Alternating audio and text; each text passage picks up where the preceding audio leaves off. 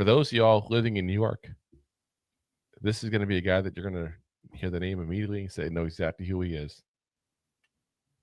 Phil Savage, not to be confused with Ben Savage or Fred Savage, no relation that I'm aware. The Macho Man, Randy Savage. Well, that's his cousin, actually. No, seriously, that was his cousin. Slap it to us, I don't know.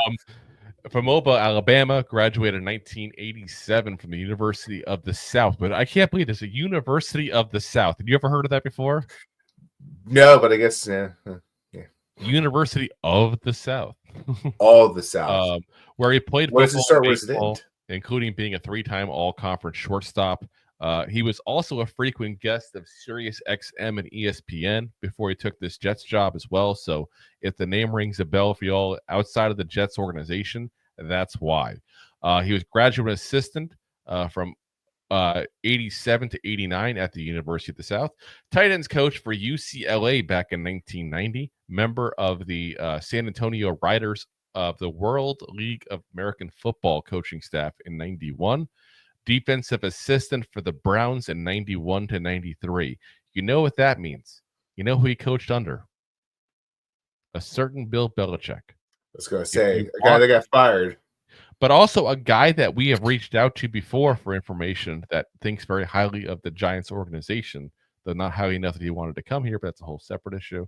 So here's a guy we could bring in that's got GM experience like that and worked under a guy that we know pretty well. After that job, he went to the front office. That's when he decided to become a scout. So college scout for the Browns, 93, 94. National scout for the Browns, 95. Director of college scouting, 96 to 2002. Director of player personnel, 03 to 04. Was a senior VP and GM for the Browns, 05 to 08. Player personnel consultant for the dreaded Eagles, 10 and 11. Player personnel executive for the Eagles, 11 and 12. Then became the GM for the Arizona Hotshots of the Alliance of American Football in 2019. After that, he became a senior personnel advisor for the Jets, kind of a I'll help you out when you need me kind of role. And then obviously this year, he's now the interim GM for the Jets since they fired their GM mid-season here. So back for the second time, at least in the NFL, as a GM. Pros and cons wise, 30 years of front office experience. That's a lot of years of experience, guys. Again, we're talking his scouting, his first front end job he had in the scout, 93, guys. I was in 5th grade. Just saying, like that's, and I'm not young. That's pretty bad. I feel old now just even talking about that. And he was working at that point. Again, multiple GM positions held.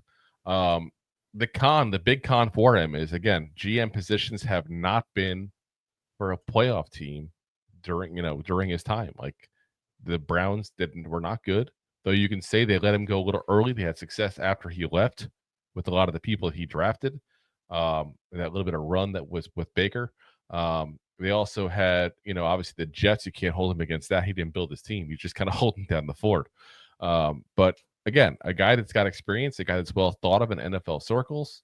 And listen, guys, there's not going to be a lot of guys with experience out there, because the guys with experience 9 times out of 10 are, still experiencing that experience.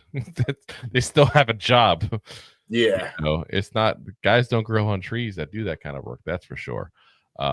Obviously as a good guy as far as dealing with the media as well, being he was literally a member of the media at some point. I think that's an important part of the New York job that people don't always think about. Like the media attention is much bigger on us because we're a New York team. You need someone who can work that room. So if you like that clip, then you will love the full episodes too. Find us on your favorite podcast app and look for us on all your favorite social media platforms.